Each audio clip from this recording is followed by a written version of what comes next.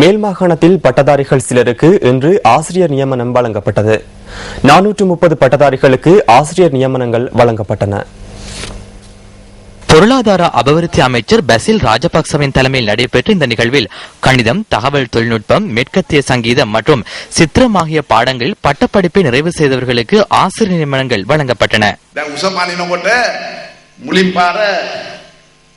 உயரம் பாயும் போது முதலில் கம்பை கீழ்மட்டத்தில் போடுவார்கள். அதனை அனைவரும் தாண்டுவார்கள். அதனை கொஞ்சம் உயர்த்தும் போது 2-3 பேர் நீக்கப்படுவார்கள். அவ்வாறு உயர்த்தி கொண்டு போகும்போது ஒவ்வொருவராக நீக்கப்படுவார்கள். திறமையானவர்கள் மாத்திரம் பாய்வார்கள். இந்த சந்தர்ப்பத்தில் முடியாது, ஒதுக்கப்பட்டவர்கள் யார் என்று பார்வையாளர்களுக்கு நினைவில் இருக்காது. இறுதியாக பாய்கின்றவர் 3 தடவை பாய்ந்து அவருக்கு முடியாமல் போகின்ற போது அவர்தான் முடியாத நபர் என்று எங்களுடைய மக்கள் நினைக்கின்றனர். தற்போது ஜனாதிபதிக்கும் அரசாங்கத்திற்கும் அதுதான் நடந்திருக்கிறது.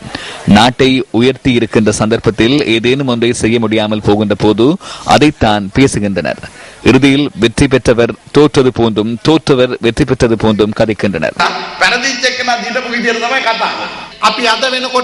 எதிர்வரும் சில வாரங்களுக்குள் வர்த்தமானி அறிவித்தலை விடுத்து ஆசிரியர் போட்டி பரீட்சையை நடத்துவோம். 2011ஆம் ஆண்டின் பின் பட்டப்படிப்பை நிறைவு செய்த மாணவர்களுக்கும் இது போன்று நடத்துவோம்.